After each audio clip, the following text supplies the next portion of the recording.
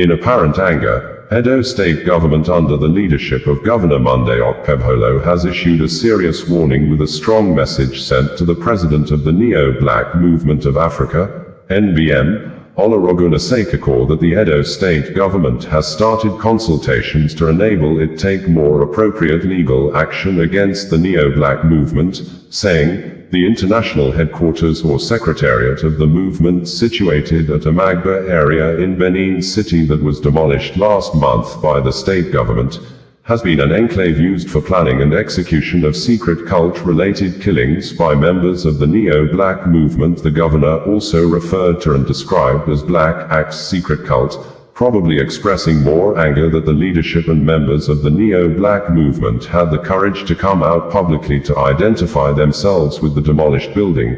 The governor said they will be made to face prosecution. The national president of the Neo-Black movement, Olorogun Ese Kakor, while speaking in reaction to the demolished building on a Rise News TV program, said, the movement is not Black Axe, emphasizing that Black Axe is a criminal organization while the Neo-Black movement is a social cultural organization that promote and engage in humanitarian services. The Neo-Black movement earlier, in a statement jointly issued by Olorogun Ese Kakor and Chief Kelvin Agroko, National President and Secretary respectively, the body condemned the action of Edo State Government, describing the demolition of their international headquarters as unconstitutional and ultra-vires decision that contradicted provisions of the Constitution of Federal Republic of Nigeria, considering the fact that the organization was a duly registered entity.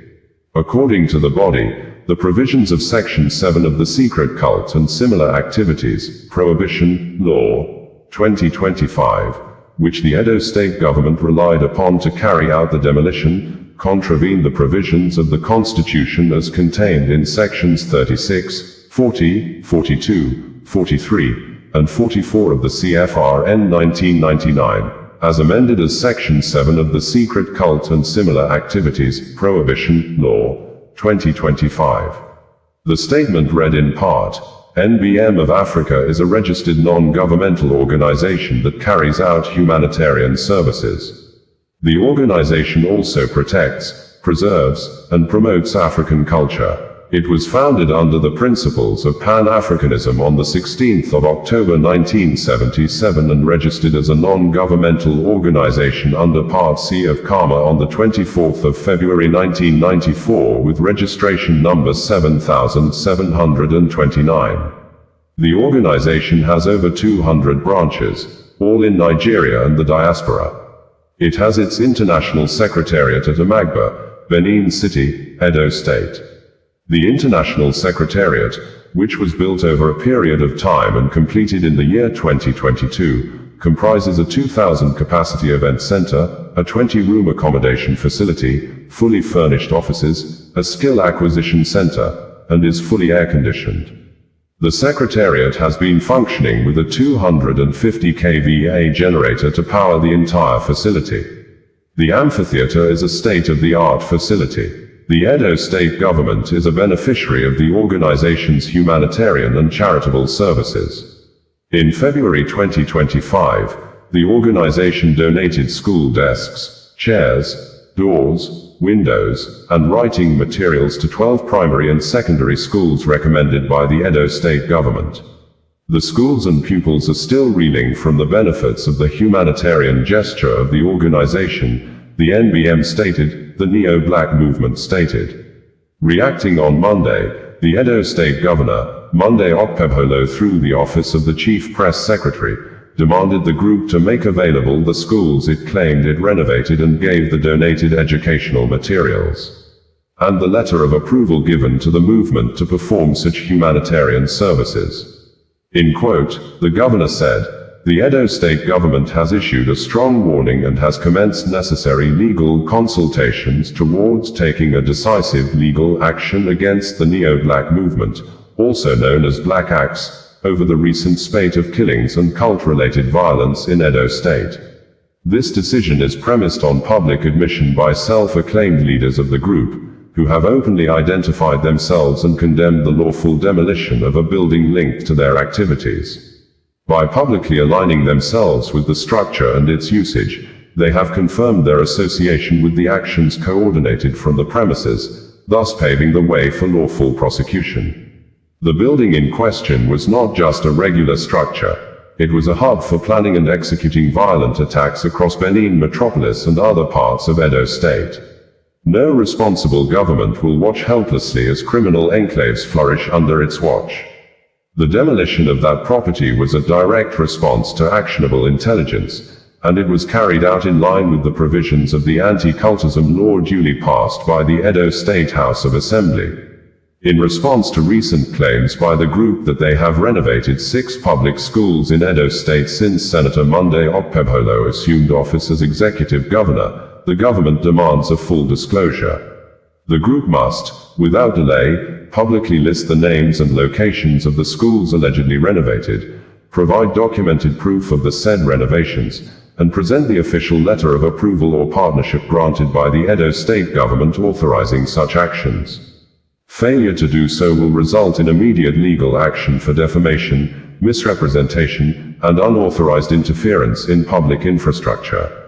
To further entrench law and order, the state government will soon commence the development of a divisional police station on the parcel of land where the demolished cult-linked structure once stood. This permanent security presence will serve as a deterrent and protect law-abiding citizens and residents in the area. More demolitions of buildings and properties linked to cultists and the criminal networks will follow in the coming days. The Okpebholo-led administration, relying on the existing anti-cultism legislation, remains unwavering in its resolve to sanitize Edo State of all forms of cultism.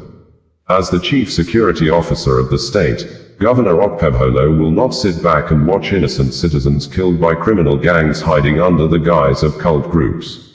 It is the governor's sworn responsibility to protect lives and property, and he is committed to executing that mandate decisively. For the avoidance of doubt, Governor Okpebholo has no affiliation, past, present, or future, with any cult group or clandestine organization. He remains neutral and committed solely to the welfare and safety of the people of Edo State.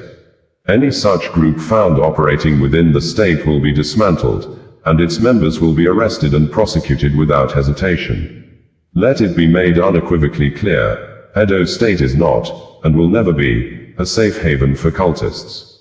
Anyone involved in cult-related activities is advised to cease and desist or relocate elsewhere. As long as Senator Monday Okpebholo remains the executive governor, Edo will be a hostile ground for cultism and all its manifestations. The anti-cultism law remains in full effect and will continue to be enforced.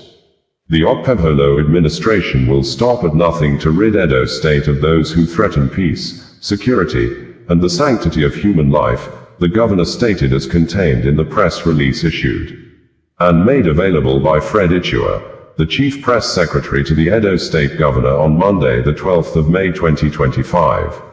It would be recalled that we had reported that the Edo State Police Command of Nigeria Police Force has confirmed the arrest of 95 persons in connection with the killing of more than 15 people between April 25, 2025 and now in the renewed deadly and bloody apparent supremacy secret cult war in the state among members of the Black Axe Confraternity aka AEA, Maphite Confraternity aka Great Men and Aye Confraternity aka Airlids, which started with the killing of a physiotherapist, simply identified as Alex, and another individual at the University of Benin Teaching Hospital, UBTH Back Gate, Ugbowo, in Benin, with the Edo State Government led by Governor Monday Okpebholo launching a retaliatory war against businesses and individuals allegedly aiding secret cult killings in the state.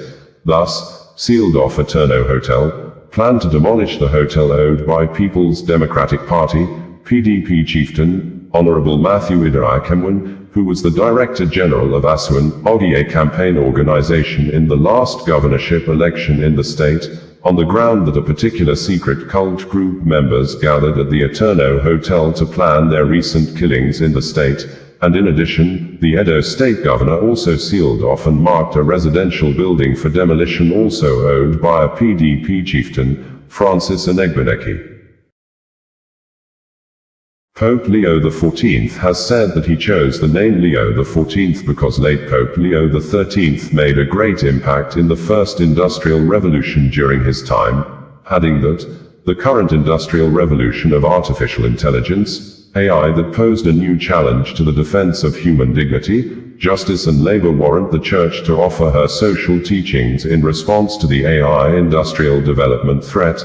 This, as it could be recalled that while billions of people across the globe awaited the election of the new Pope, an AI-generated photo of Donald Trump dressed and seated as the new Pope was posted on social media through the verified account of President Donald Trump on Truth social media platform, with President Donald Trump later on Monday dismissing the backlash against the AI-generated image of him as the Pope posted by the White House on social media, saying it was a harmless joke. But communications experts, as reported by Reuters, said they did not see the funny side of the preceding weekend AI-generated posts of Trump dressed in white papal vestments and another of him wielding one of the red lightsabers preferred by villains in the Star Wars movies. Details of Pope Leo XIV's statement as presented by the Vatican news media reads verbatim below. In his first address to the College of Cardinals, Pope Leo XIV invokes the legacy of both Pope Francis and Pope Leo XIII, saying that he wants the Church to respond to a new industrial revolution and to the development of artificial intelligence. Pope Leo XIV has revealed the inspiration behind the name he chose, one which, in his own words, echoes the Church's enduring commitment to human dignity and social justice. Pope Leo XIII, with the historic encyclical Rerum Novarum, addressed the social question in the context of the first great industrial revolution, Pope Leo recalled. Today, the Church offers to all her treasure of social teaching in response to another industrial revolution and the developments of artificial intelligence. A name, then, not only rooted in tradition, but one that looks firmly ahead to the challenges of a rapidly changing world and the perennial call to protect those most vulnerable within it. Addressing the cardinals, whom he called the closest collaborators of the Pope, on Saturday, Pope Leo XIV delivered his first official address as the successor of Peter, expressing heartfelt gratitude and an awareness of the immense responsibility now entrusted to him. This yoke, he said, is clearly far beyond my strength, as it would be for anyone. Pope Leo noted that the days that preceded his election had been marked by mourning, as the Church bid farewell to Pope Francis. Recognizing the emotional weight of that farewell, the Pope described the death of the beloved Pope Francis and the subsequent conclave as a paschal event, one enveloped in the light of the resurrection. The new Bishop of Rome paid tribute to his predecessor, remembering Pope Francis's simplicity, his radical dedication to service, and his peaceful return to the Father's house. Let us treasure this precious legacy and resume our journey, he said, animated by the same hope that comes from faith. The Holy Father reminded those gathered of the quiet yet powerful presence of the risen Christ, not in the roar of thunder and earthquake, but in the whisper of a gentle breeze.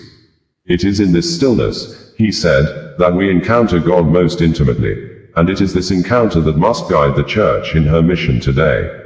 Pope Leo then went on to speak of the Church as both womb and flock, as field and temple, and he praised the unity shown by the faithful in the days of mourning, describing it as having revealed the true greatness of the Church. Looking ahead to the future, Pope Leo XIV reiterated the path set in motion by the Second Vatican Council, a path renewed and reinterpreted under Pope Francis.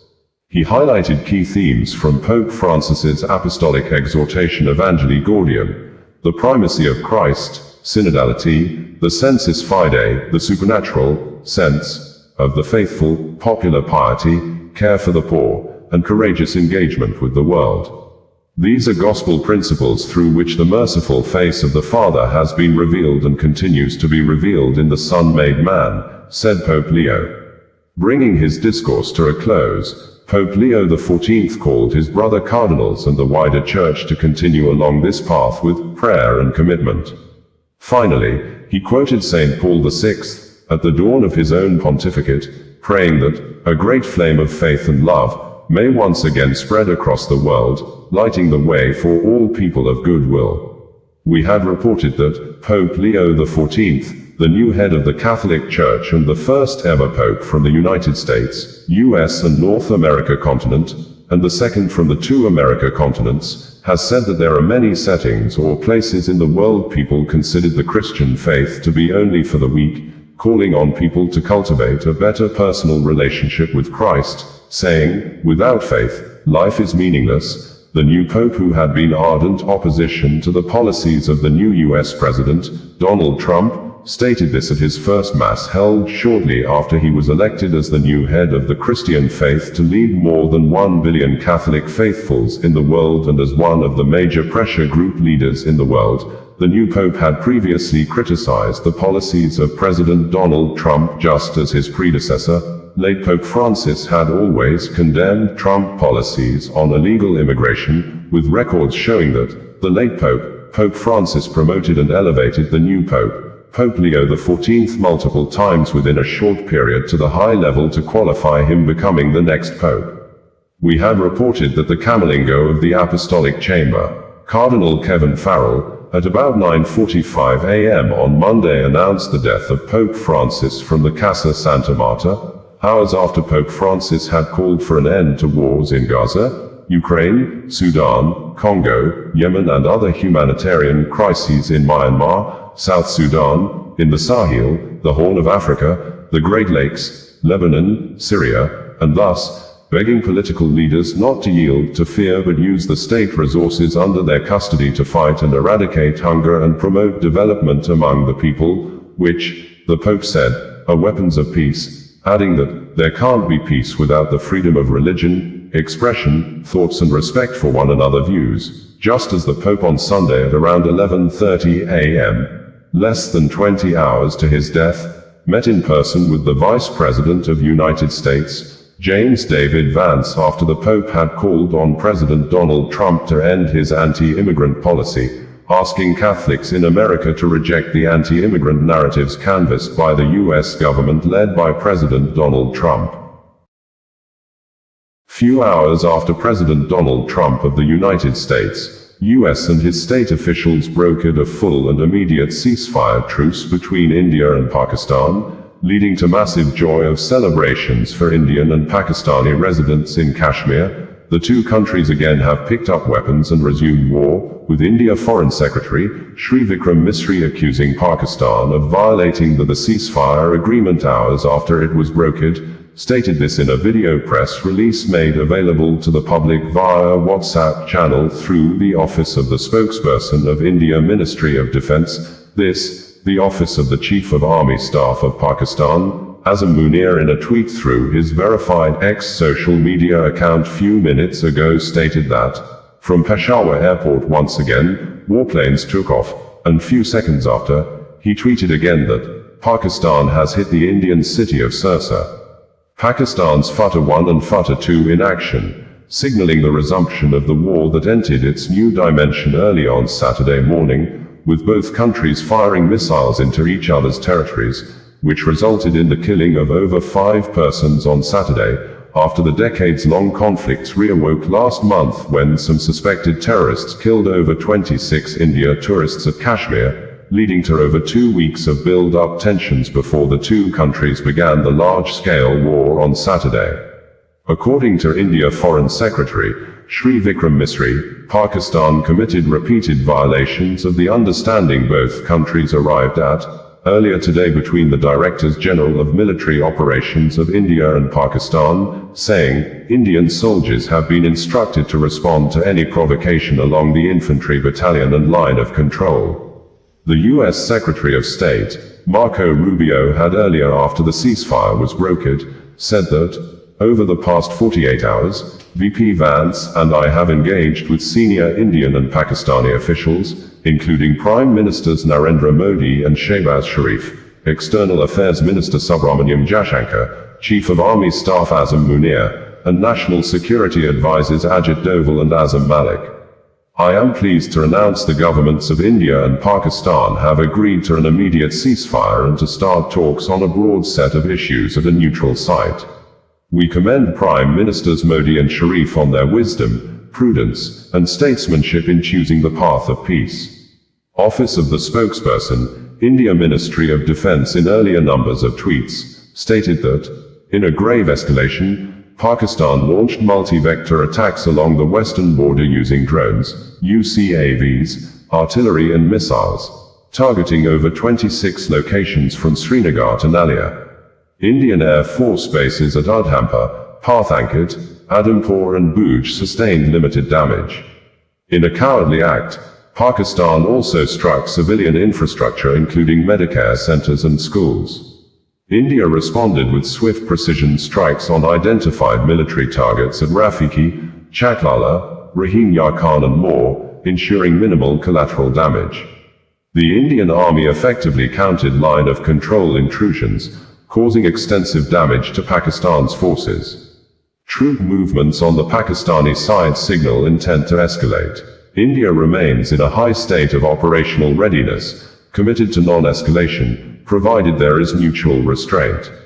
As a response to Pakistan's misadventures of attempted drone strikes on the night of 08 and the 9th of May 2025 in multiple cities of Jammu and Kashmir and Punjab, the Indian Army conducted a coordinated fire assault on terrorist launchpads, pulverizing and razing them to cinders. The terrorist launchpads, located close to the line of control, were a hub for planning and executing terror attacks against Indian civilians and security forces in the past.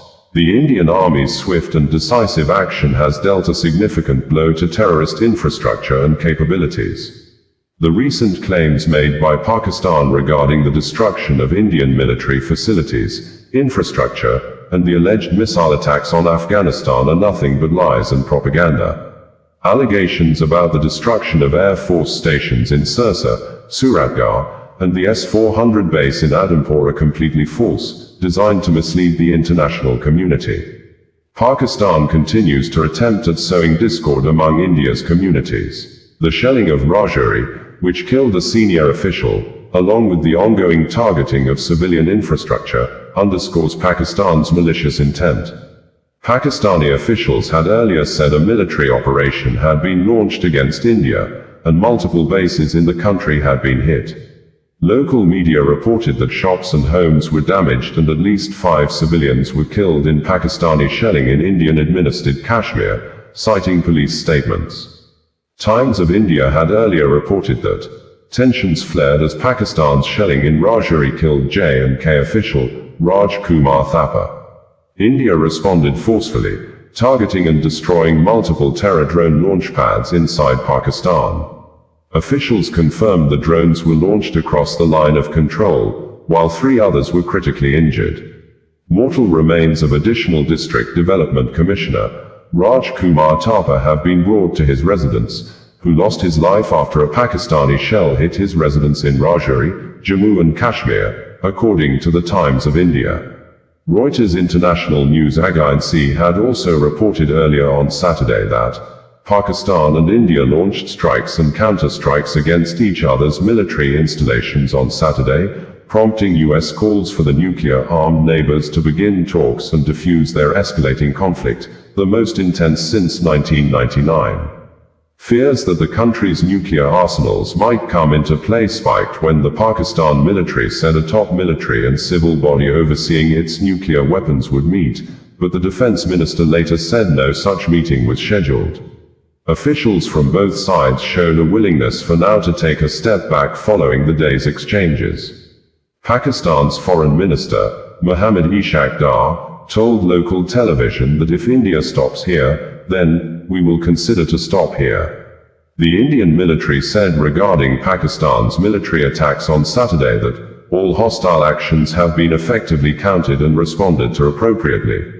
Analysts and diplomats have long feared that conflict between the rivals could escalate into the use of nuclear weapons, in one of the world's most dangerous and most populated nuclear flashpoint regions. Unlike India, Pakistan does not have a no first use doctrine. Pakistan Defense Minister, Khawaja Asif played down any immediate nuclear threat, calling it a very distant possibility. We shouldn't even discuss it in the immediate context, he told ARY TV. Before we get to that point, I think temperatures will come down. No meeting has happened of the National Command Authority, nor is any such meeting scheduled, according to Reuters. For the last few hours, there have been repeated violations of the understanding arrived at earlier this evening between the Directors General of Military Operations of India and Pakistan. This is a breach of the understanding arrived at earlier today. The armed forces are giving an adequate and appropriate response to these violations, and we take very, very serious notice of these violations. We call upon Pakistan to take appropriate steps to address these violations and deal with the situation with seriousness and responsibility. The armed forces are maintaining a strong vigil on the situation. They have been given instructions to deal strongly with any instances of a repetition of the violations of the borders along the international border as well as the line of control. Forces Welcome Radio, bringing you the news in a more digital way.